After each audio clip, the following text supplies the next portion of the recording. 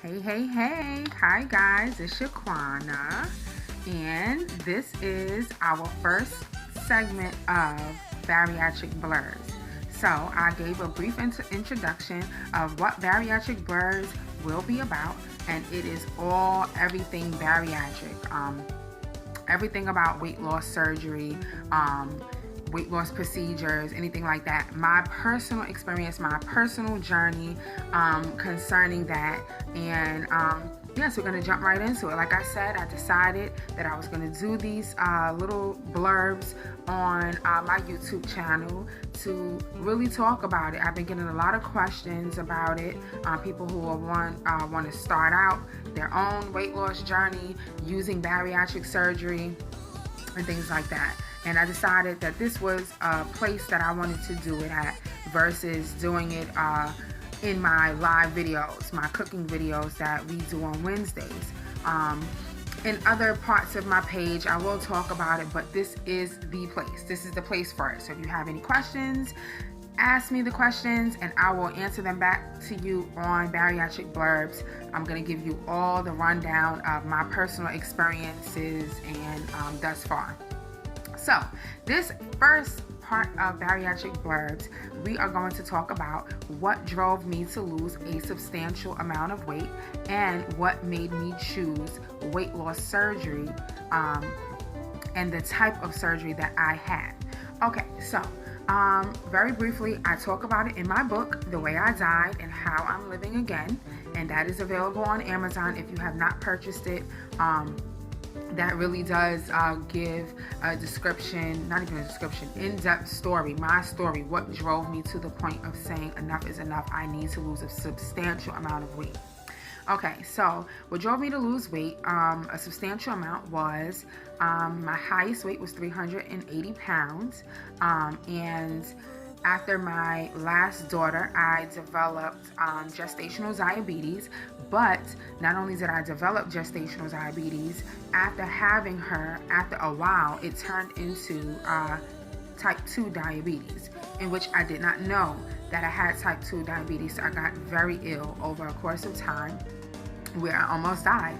I developed diabetic ketoacidosis, and that is basically a very high sugar level that results in death or diabetic coma. And I was well on my way to either slipping into a coma or dying. I got to the hospital in time to the point where I could not speak anymore.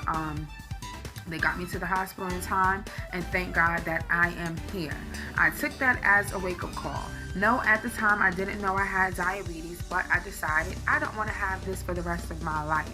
And so that is what drove me to take such a drastic measure to have bariatric surgery. Because my main thing was, it wasn't about looking good, it wasn't about shedding all the pounds because I didn't like myself. I've been pretty confident as a big girl pretty much all my life. I've done plus size modeling, just advocating for this plus size community, and loving yourself the way you are. But when it becomes a thing of it interferes with your everyday living is when I decided enough is enough. And so I felt that my chances of getting rid of the diabetes would be way higher if I did use bariatric surgery to assist in my weight loss. So the type of surgery that I chose to have was the gastric sleeve. People call it the gastric sleeve, the sleeve, VSG, vertical sleeve gastrectomy. I call it VSG. Let's call it VSG. And that is where they cut about 70 to 80% of your stomach. And so your stomach is pretty much shaped like a banana, and that's why they call it a sleeve. It's almost like a sleeve. So I decided to have that because originally I thought about having a lap band. I've been to countless amount of seminars, but I never really took it seriously until I got really pretty much deathly ill. And so I decided that I wanted to have the VSG because with the lap band, you lose weight, but the statistics show you don't lose as much as you would with the other surgeries. And my main thing was, if I was going to go to a drastic measure to have surgery, that I wanted to make sure that if I had it, and I lost enough weight to be back healthy, to be considered a non-diabetic, to not have diabetes, not have to take several medications. So, and then there's another surgery that a lot of people have, which is the gastric bypass, where they actually cut out a portion of your intestine and then reconnect it back to your stomach.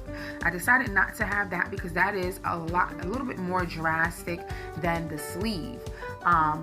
But I decided not to have that one because I know. Are you serious?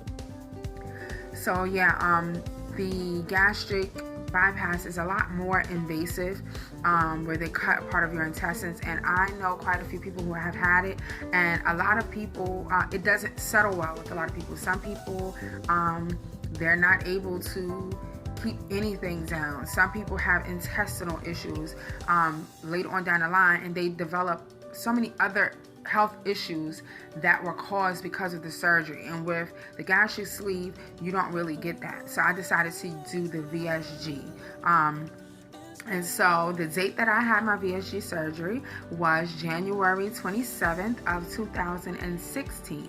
So I started my entire weight loss journey 2 years ago, and I went ahead and had my VSG surgery a year ago. So I am a year out.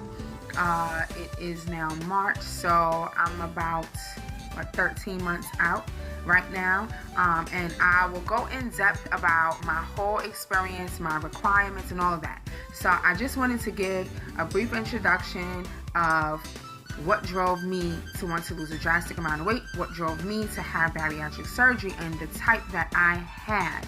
And so in the next Bariatric Blurbs, I will talk about my requirements that I went through, my experience from top to bottom. I want you guys to come back. Stay tuned for Bariatric Blurbs weekly. And we're really going to have a lot of fun, really getting down into it, really talking about like my experiences, down from me, my children, my husband, all the things that I've experienced thus far. But I just wanted to give you a little brief thing about how I got started. So the next Bariatric Blurbs, we'll get all into the requirement process and things like that. So stay tuned for Bariatric Blurbs. Later, guys.